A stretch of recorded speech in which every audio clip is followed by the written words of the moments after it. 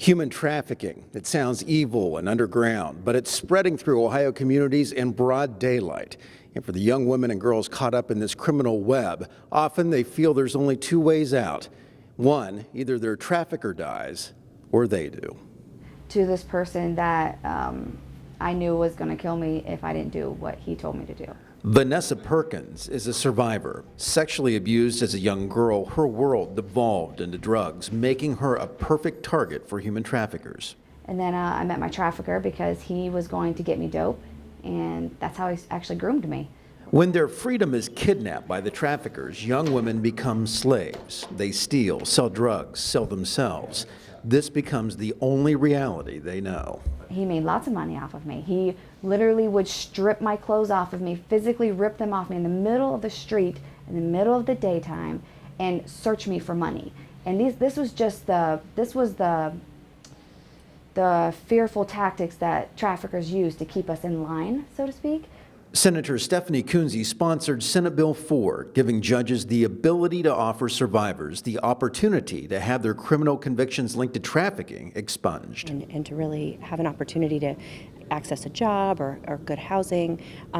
Having that on their record, that criminal record in their background, is prohibiting some of those. It's another barrier for someone who's already been victimized. The criminal justice system in Ohio needs to treat victims like they're victims instead of treating them like they're criminals and victimizing them again by preventing them from rebuilding their lives.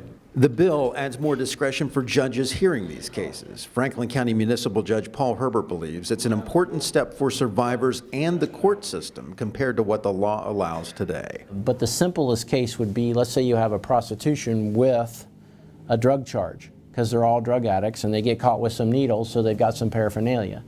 It doesn't make sense for me if you've got the same act that's happening, you've got a prostitution and a needle. You can get the prostitution expunged, but you can't get the needle expunged. See, I don't understand that. Judge Herbert runs a catch court. That stands for changing actions through changing habits. His court oversees human trafficking cases.